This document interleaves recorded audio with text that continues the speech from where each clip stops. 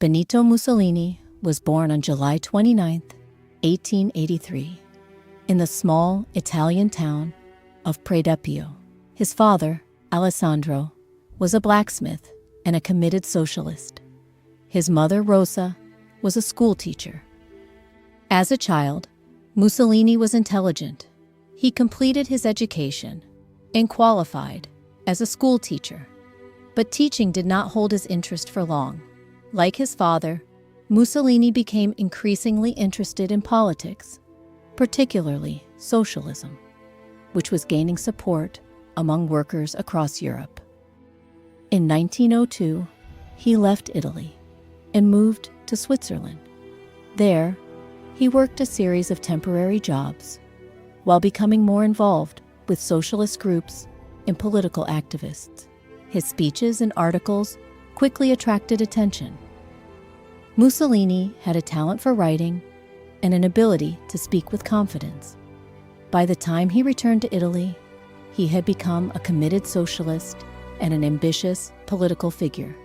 Over the next few years, he worked as a journalist and editor for several socialist newspapers. His influence continued to grow. In 1912, he was appointed editor of Avanti, the official newspaper of the Italian Socialist Party. The position made him one of the most prominent socialist voices in Italy. At just 29 years old, Benito Mussolini appeared to have found his place in politics. But events in Europe were about to take his life in a very different direction. By 1914, Benito Mussolini was one of the most influential socialists in Italy. As editor of Avanti, he regularly criticized the government and spoke on behalf of workers across the country. At the time, most socialists opposed war. They believed workers from different nations had more in common with each other than with the politicians sending them to fight. When World War I broke out in Europe, the Italian Socialist Party took the same position. Italy should remain neutral. At first, Mussolini agreed, but within a few months, his views began to change. He argued that Italy should enter the war. He believed the conflict could transform the nation and give Italy the opportunity to become a stronger power. As a result, he was expelled from the party he had spent years helping to build. Mussolini founded his own newspaper and continued campaigning for Italy's entry into the war. In 1915, Italy joined the conflict. Soon afterward, Mussolini enlisted in the army and served on the front lines. He was later wounded during a training exercise and discharged from military service. After World War I, Italy found itself on the winning side, but felt betrayed. The promises of land and power from the Allies didn't fully materialize, and the country slid into economic crisis, unemployment, and political chaos.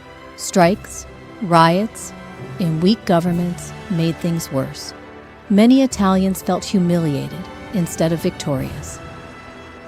Benito Mussolini saw this disorder as an opening. He organized the fascist movement, promising to restore national pride, order, and strength. His message attracted support from people tired of instability. In 1922, he used that momentum to force his way into power through the March on Rome, and the king appointed him prime minister.